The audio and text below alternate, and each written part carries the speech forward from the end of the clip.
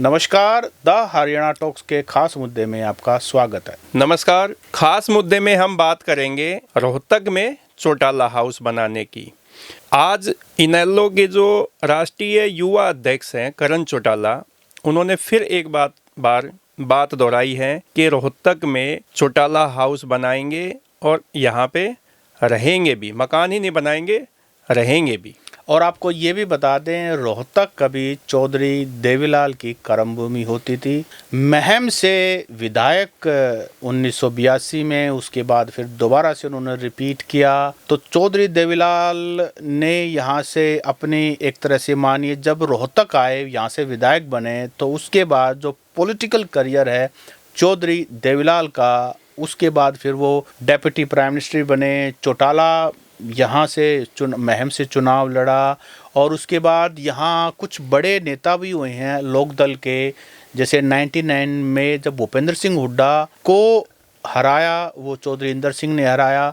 और भी यहाँ जो आज कांग्रेस में दो बड़े नेता हैं, आनंद सिंह दांगी, रघुवीर कादयान, इन्होंने भी लोक दल से ही अपने पॉलिटिकल करियर की शुरुआत की। बड़े नेता होते थे, कांग्रेस में आने के बाद भी बड़े नेता रहे।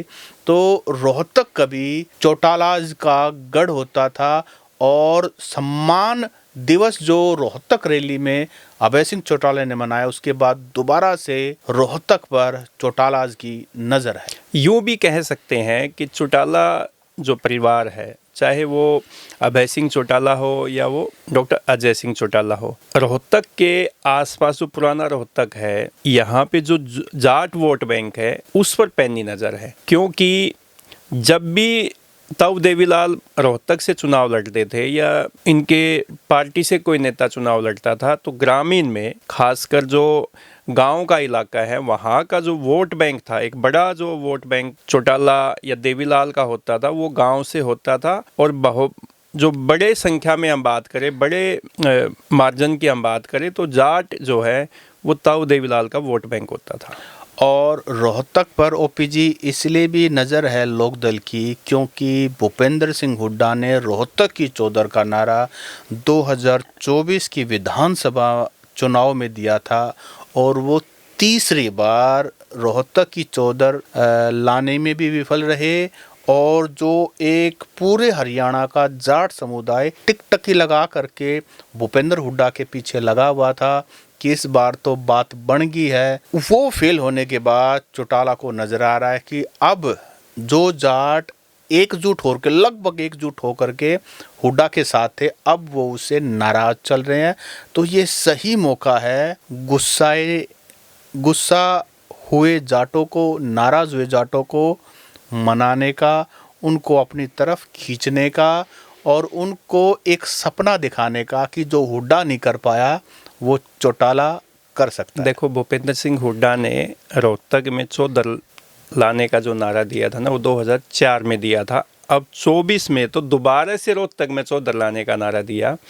जब 2004 की हम बात करें, विधानसभा चुनाव से ठीक पहले रोहतक के जो जाट एजुकेशन संस्था है सतसिंह जी, यहाँ पे चुनाव से ठीक पहले एक बहुत बड़ी रैली होती है और उस रैली में मंच संचालन जो किया वो प्रोफेसर वीरेंद्र सिंह ने किया था। मुझे याद है वो रैली। तो वीरेंद्र सिंह ने मंच से ये बात कही थी कि भाई ये रैली नहीं है, ये रैला है, रोहतक में चौधर आ गई है और इस रैली में 5 लाख लोग तो ये मौजूद है, जो ग्राउंड में है, रोड पे है, कई पूरे रोहतक में है। और 5 लाख लोग ऐसे हैं जो अलग अलग जिलों में रोड पे खड़े हैं, जाम लग गया, यहाँ तक पहुँच नहीं पाए, यानी कि 10 लाख लोग उस रैली में है। तो देखो, वो रैली सफल थी। संख्या कितनी थी ये हमें नहीं पता, ये तो हमने जो प्रोफेसर वीरेंद्र सिंह तो मंच के मंजे हुए खिलाड़ी रहे हैं कभी, तो ये उनकी स्टेटमेंट थी, वहाँ मंच पे ये बात बोली गई थी। और उसके बाद रोहतक में चौधर आई, 10 साल तक रही भी, 5 से लेके और 14 तक रोहतक में भूपेंद्र सिंह हुड्डा सीएम रहे और चौधर भी रही। काम भी हुए, विकास भी हुआ, लेकिन 14 के बाद दोबारा से रोहतक में चौधर जो है हर चुनाव में नारा तो दिया गया, 19 में भी दिया, 24 में भी दिया, लेकिन वो सफल नहीं हो पाया। नहीं, जो सबसे बड़ी स्ट्रेंथ चौधरी भूपेंद्र सिंह हुड्डा की रही, ओल्ड रोहतक की चौधर का नारा, वो 2014 के चुनाव से वही चीज़ उनकी बड़ी वीकनेस हुई, क्योंकि बहुत सारे कांग्रेस के दिग्गज ये छोड़ करके उन्होंने बीजेपी में विलय किया कि भाई यहाँ तो पक्षपात होता है, सारा का सारा फंड जो है वो रोहतक में लगता है। और ये आरोप लगाने वाले इंक्लूडिंग चौटालाज भी थे, चाहे अभय सिंह चौटाला हो, अजय चौटाला, उन्होंने खूब आरोप लगाए कि भाई हुड्डा ने तो सारा पैसा रोहतक में लगा दिया। वो अलग बात है कि आज रोहतक में आके वो कहते हैं कि भाई अगर हम यहाँ घर बनाएंगे और हम भूपेंद्र सिंह हुड्डा से जो तुम चाहते थे चीफ मिनिस्टर बने, वो आप लोगों को ताकत दे, तो वो ताकत हम आपको दिला सकते हैं। यहाँ आके उनकी स्टेटमेंट बदल जाती है। और ये एक इंटरेस्टिंग बात जो है ना कि करण चौटाला ने ये बात शायद 7-8 महीने पहले भी कही थी जी। और हमारे चैनल पे एक वीडियो भी हमने पॉडकास्ट इशू भी बनाया था, मुद्दा भी बनाया था, और वो बहुत वायरल हुआ, बहुत चला। और ये आज हम 20 जनवरी को दोबारा से ये मुद्दा कर रहे हैं। तो हालांकि अभी तो सिर्फ प्लॉट है, ओमेक्स सिटी के अंदर एक प्लॉट है 1000 गज का, वहाँ शायद जल्दी ही हो सकता है कंस्ट्रक्शन होना शुरू हो जाए। और करण चौटाला यहाँ कभी कभार, जैसा भी मतलब पार्टी ऑफिस तो रुपया चौक पे है ही, कभी कभार यहाँ भी स्टे करना शुरू करते।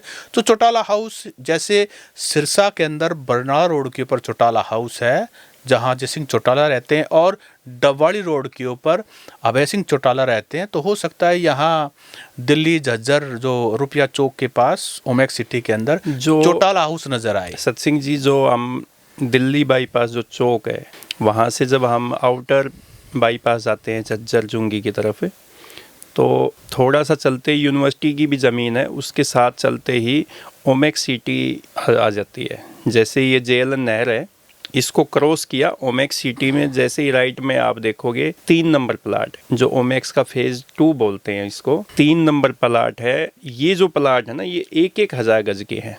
तो 3 नंबर प्लाट जो है वो ये चौटाला जो है परिवार, ये यहाँ पे मकान बनाना चाहते हैं। करण चौटाला जो बार बार जो स्टेटमेंट दे रहे हैं कि मैं यहाँ पे मकान बनाऊंगा, मैं खुद तो यहाँ रहूँगा ही, कभी कभी जैसे अभय सिंह चौटाला जी, इनके जो करण चौटाला, अर्जुन चौटाला विधायक है, या इनका परिवार के लोग भी आते जाते रहेंगे, लेकिन वो यहाँ पे परमानेंट रहेंगे। तो ओमेक्स सिटी में 1000 गज का प्लाट आज अगर हम बात करें तो यहाँ पे जो रेट है वो 1 लाख रुपये के आसपास हम मोटा मोटी मान लेते हैं। तो 1 लाख रुपये गज की महंगी ज़मीन यहाँ पे ली गई है। अब यहाँ पे मकान बनेगा। और आपको एक और इंटरेस्टिंग मैं बात बता दूँ, जहाँ पे ये मकान बनने जा रहा है, इसी के आसपास 1000 गज का जो प्लाट है वो भूपेंद्र सिंह हुड्डा के परिवार ने भी ले रखा है। और क्योंकि ये जो डी पार्क वाली जो कोठी है, वहाँ पे जाम लग जाता है जब दीपेंद्र सिंह हुड्डा आते हैं, भूपेंद्र सिंह हुड्डा आते हैं, तो वहाँ पे जब कार्यकर्ता मिलने आते हैं, जो भी है, तो जाम लग जाता है। तो ये भी पिछले दिनों सुनने में आया था कि दीपेंद्र सिंह हुड्डा भी जो है वो भी ओमेक्स सिटी में 1000 गज का जो प्लाट है वहाँ पे मकान बनाने जा रहे हैं। तो चौटाला, करण चौटाला और दीपेंद्र सिंह हुड्डा दोनों आमने सामने भी पड़ोसी भी हो जाएंगे, पड़ोसी भी हो सकते हैं और राजनीतिक लोग हैं। मैंने तो कई बार ना विधानसभा में कई बार अभय सिंह चौटाला को, भूपेंद्र सिंह हुड्डा को, मनोहर लाल खट्टर को और बीजेपी के, कांग्रेस के बड़े नेताओं को इकट्ठा लंच करते हुए कई बार देखा। ऐसे फोटो आते हैं तो लोग सोशल मीडिया पे कमेंट करते, देखो ये हमें, मतलब जो वर्कर हैं, जनता को बेवकूफ़ बनाते हैं और आप यहाँ पे साथ में बेवकूफ़ कह लीजिए, कुछ भी कह लीजिए। देखो सौहार्द तो होना चाहिए। देखो डेमोक्रेसी इसी का नाम है कि आप मतभेद रखो, मन भेद ना रखो। और ये चीज़ वर्कर्स को भी समझनी चाहिए, जनता को भी समझनी चाहिए कि इशू बेस्ड पॉलिटिक्स हो, ना कि किसी के प्रति हेट्रेड हो। खैर, चौटाला जब से सम्मान समारोह यहाँ हुआ है 25 सितंबर 2025 चौधरी देवीलाल को याद किया गया, तो उसके बाद अभय सिंह चौटाला एक बात की रट लगाए हुए हैं कि रोहतक की रैली के बाद जो है हरियाणा की फिजा बदलनी शुरू हो गई है और लोग भर भर के लोक दल को ज्वाइन कर रहे हैं। और इनेलो ये लोक दल, हाँ, तो इंडियन पुराना नेशनल लोक दल तो वही है वैसे चौधरी तो। देवलाल के वक्त की मुझे याद आ रही है, लोक दल कहा जाता था। इनेलो को भर भर के ज्वाइन कर रहे हैं और हुड्डा के जो समर्थक होते थे बहुत सारे लोग अब इंडियन नेशनल लोक दल को ज्वाइन कर चुके हैं। और ये ऐसे बड़े दावे किए जा रहे हैं और रोहतक में घर बनाना, तो मुझे लगता है कि कहीं ना कहीं वो सीरियस हैं कि जो जाट वोट बैंक है, अगर आप यहाँ घर बना के रहेंगे तो इस बात का फ़र्क पड़ेगा कि जैसे हुड्डा यहाँ का नेटिव रेजिडेंट है तो वैसे ही वो यहाँ के बोनाफाइड रेजिडेंट हो जाएंगे। तो कल को चौटालाज को जो कहते थे तो सिरसा के हैं, ये तो डबवाली साइड के हैं, ये तो वो अब रोहतक में करण चौटाला रहेंगे तो कल को वो भी दावा कर सकते हैं कि भाई हम बाहरी नहीं हैं, हम तो यहाँ के हैं। और रोहतक की चौधर का नारा जो है जैसे भूपेंद्र सिंह हुड्डा ने दिया तो कल को ये भी दे सकते हैं। लेकिन सतसिंह जी, आप ये बताइए, इनको अब रोहतक की याद क्यों आई? पहली बात देखो, ताऊ देवीलाल यहाँ से महम से विधायक बने, सीएम बने, फिर यहाँ से रोहतक से सांसद बने, देश के डिप्टी प्राइम मिनिस्टर बने। जब वो रोहतक से ही सांसद थे, रोहतक से इस्तीफा दिया क्योंकि दो जगह से वो सांसद थे ताऊ देवीलाल, तो रोहतक को सीट उन्होंने छोड़ दी थी, इस्तीफा दिया। फिर यहाँ से विधानसभा का चुनाव की बात हुई तो यहाँ पे जब उपचुनाव हुआ महम में तो वहाँ से ओम प्रकाश चौटाला को एज ए कैंडिडेट उतारा, जिसका विरोध हुआ क्योंकि पंचायती कैंडिडेट आनंद सिंह डांगी थे। हालांकि वो भी ताऊ देवीलाल की से ही राजनीति शुरुआत करने वाले थे उन्हीं के उसमें। लेकिन जब महम की जनता ने ओम प्रकाश चौटाला को अपना नेता नहीं माना तो वहाँ पे महम कांड भी हुआ, कुछ लोगों की जानें भी गई। आज भी वो काला दिवस मनाया जाता है, महम कांड के नाम से जानते हैं। चलो वो एक अलग चीज़ है। उसके बाद ओम प्रकाश चौटाला जो है यहाँ से ज़्यादा राजनीति में उनको तवज्जो नहीं मिली। हालांकि 2004 तक वो प्रदेश के मुख्यमंत्री रहे। और उससे पहले की हम बात करें तो भूपेंद्र सिंह हुड्डा ने ताऊ देवीलाल को 3 बार लगातार लोकसभा चुनाव में रोहतक से हराया। उसके बाद 1999 में कैप्टन इंदर सिंह ने, जब भाजपा और इनेलो का अलायंस था, तो कैप्टन इंदर सिंह ने भूपेंद्र सिंह हुड्डा को हराया 1.5 लाख वोटों से।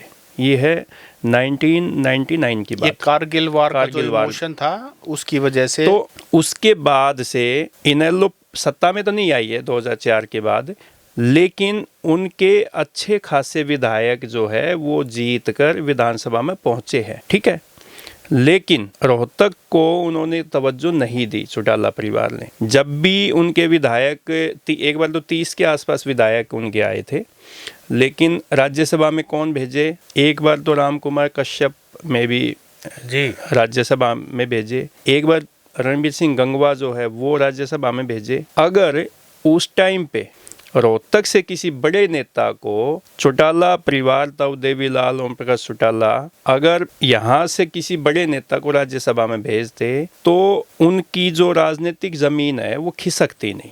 पहली बात तो ये है। मेरी ना एक इनेलो के बड़े नेता से भी बात हुई तो उनका भी ये ग्रीवियंस था कि देखो ये जो रोहतक सोनीपत का एरिया है ये ताऊ देवीलाल की वजह से, चौधरी ओम प्रकाश चौटाला की वजह से और इनेलो की सरकार थी उसकी वजह से काफ़ी अच्छा काडर यहाँ था, मजबूती से लोग जुड़े हुए थे। लेकिन उनके पास अपॉर्चुनिटी थी राज्यसभा भेजने की तो यहाँ के लोग बाकायदा जा कर के चौटाला साहब से मिले थे। ये उन्होंने गुजारिश की थी कि किसी यहाँ के नेता को आप राज्यसभा भेज दीजिए ताकि एक रिप्रेजेंटेशन हो, यहाँ के मुद्दे भी उठ सके और लोगों को लगे कि हमारा कहीं ना कहीं चौटाला की पार्टी में कोई ऐसा नुमाइंदा है जिसको हम देख सकें, जिसको हम कह सकें कि भाई हमारी आवाज़ भी उठाता और एक है। राज्यसभा के सांसद के पास काफी ग्रांट होती है, ग्रांट 5 भी करोड़ होती रुपए उस है। टाइम पे मिलते थे, फिर बाद में संख्या अमाउंट बढ़ती चली गई। तो गांव में जाते, किसी के काम आते, कोई सरकारी संस्था में देते, किसी सोसाइटी में देते, तो लोगों का ना एक कनेक्शन भी रहता है, जुड़ाव भी रहता है काम तो करवाएंगे इस बॉन्ड को मतलब ये कर रहे हो कि लोग गए थे बाकायदा, लेकिन चौटाला साहब को उस समय जो उचित लगा उनकी पार्टी के लिए शायद वो किया, लेकिन ये एरिया बिल्कुल भी आप ये मानिए कोई नुमाइंदा नहीं, कोई रिप्रेजेंटेशन नहीं। ये तो अब 2024 के बाद दोबारा से रोहतक की याद अभय सिंह चौटाला को आई है, क्योंकि ओम प्रकाश चौटाला जी जब स्वर्ग सिधार गए तो इंडियन नेशनल लोकदल के सुप्रीमो अब अभय सिंह चौटाला हैं। वो खुद चुनाव इलाहाबाद से हार गए हैं। अब भरत सिंह बेनीवाल कांग्रेस के वहाँ से विधानसभा गई हैं कांग्रेस के एमएलए बन करके। अब उनको रोहतक की याद आई है, यहाँ सम्मान दिवस मनाया गया और उसके बाद यहाँ से फिजा बदलने की बात लगातार नेताओं के लगातार दौरे भी हो रहे हैं। यहाँ के जाटों को लुभाने के लिए बहुत सारी बातें कही जा रही हैं।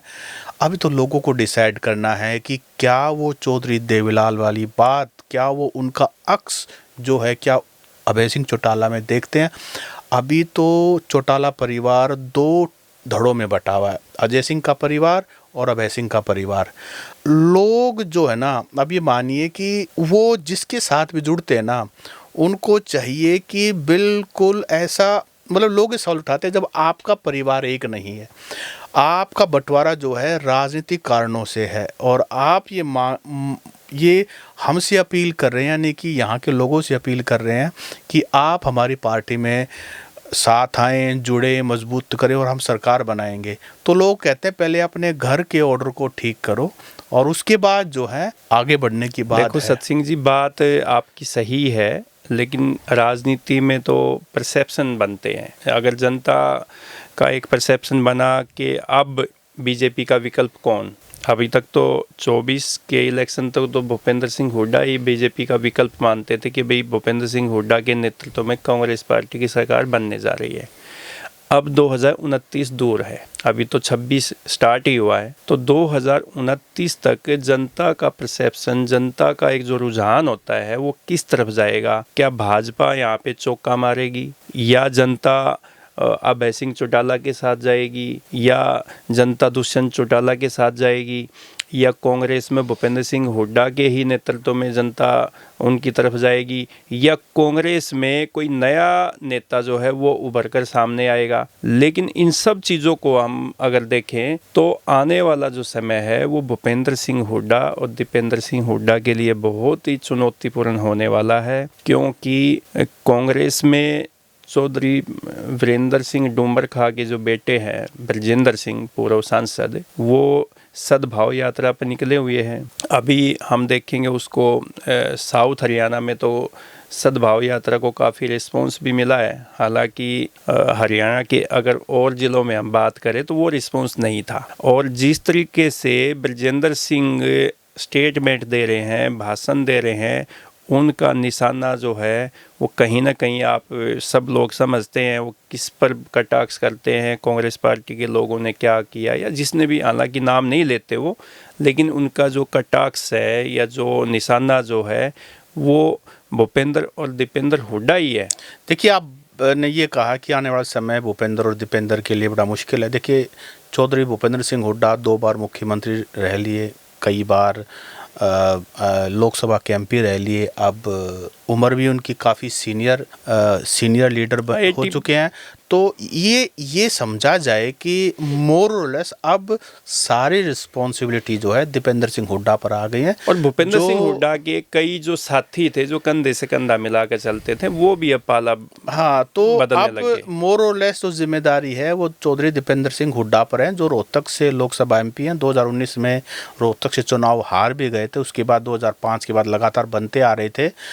अब जो सवाल उठ रहे हैं ना कि भाई हुड्डा ने सरकार बनती बनती नहीं बन मतलब सारा खेल खराब कर दिया, टिकटों का डिस्ट्रीब्यूशन सही नहीं किया, उनमें से मैक्सिमम गुस्सा, अगर गुस्सा 100% है तो उस गुस्से में से 80% जो है दीपेंद्र सिंह हुड्डा की तरफ है जी। उनको लगता है कि चौधरी भूपेंद्र सिंह हुड्डा अगर इंडिपेंडेंटली डिसीजन लेते तो हो सकता है कि टिकटें भी सही बढ़ती। कुछ टिकटें जिद करके दीपेंद्र सिंह हुड्डा ने कुछ लोगों को दिलवाई, जिससे पार्टी के और सीनियर नेता नाराज हुए और उससे फिर इन फाइटिंग बढ़ी और लोगों में मैसेज एक जो क्लियर मैंडेट देना चाह रहे थे वहां गड़बड़ हुई और सिर्फ 37 सीटों पर कांग्रेस पार्टी सिमट के रह गई। नहीं तो कभी दावा किया था 60 सीटें आएंगी, कभी 57 सीटें आएंगी, कभी 62 सीटें आएंगी, सरकार बन गई है, रेस्ट हाउस में जाकर के वर्कर लेट गए हैं, चौधरी दीपेंद्र सिंह हुड्डा ने डिसाइड कर लिया कि कब वो मुख्यमंत्री की शपथ लेंगे, कौन उनका लेफ्ट होगा, कौन उनका राइट होगा, बहुत सारी बातें सुनने को मिलती है। हमें पुष्टि नहीं है, लेकिन क्योंकि हम भी इसी समाज में रहते हैं, पत्रकार हैं, राजनीतिक लोगों से भी टच में रहते, तो ऐसी ऐसी बातें सुनने को मिल रही।